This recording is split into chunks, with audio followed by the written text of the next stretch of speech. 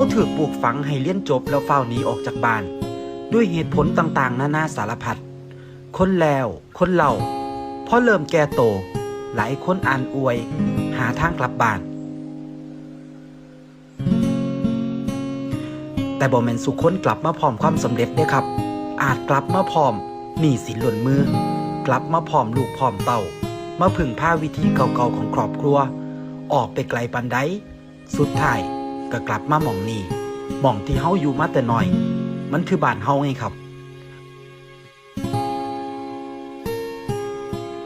หม่องที่มีความผูกพันความทรงจำความสุขหม่องที่บ่ว่าไผสิสุขหรือทุกข์ก็ต้องกลับมาพึ่งพาหม่องที่บ่ได้หรูหราบ่ได้สบายแต่เป็นหยัง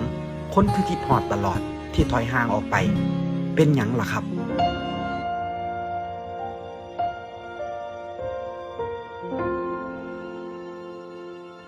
บ้านเฮาก็ซ้ำบ้านเฮาล่ะครับมันบ่ได้หรูหราบ่ได้สะดวกสบายการกลับมาบ้านมันบ่ได้สุขสบายปานใดความสุขของแต่ละคนมันบ่ได้ซ้ำกันบางคนบ่ได้มักตากแดดตากหนาวบ่ได้มักวิถีแบบนี้ก็มีหลายแต่สำหรับไทบ้านอย่างเฮาพอกลับมาอยู่บ้านก็ต้องพึ่งฟ้าพึ่งฝนพึ่งพื้นดินพื้นป่าหากินตามประสาบ่รวยดอกบ่มีเงินถุงเงินถังมีความสุขแน่ความทุกข์แน่เป็นไปตามช่วงชีวิตครับ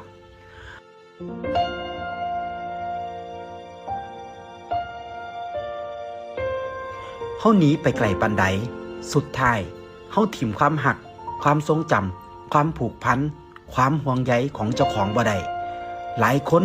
ยังมีครอบครัวที่ต้องดูแลที่ต้องทดแทนบุญคุณมีวิถีวัฒนธรรมต้องสืบทอดสืบสานมีความเป็นไทยบ้านเฮา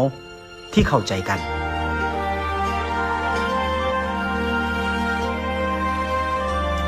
เฮาเป็นเฮาบ่ได้เป็นไทยอื่นเฮาเป็นไทยบ้านที่เกิดมาพร้อมความเรียบง่าย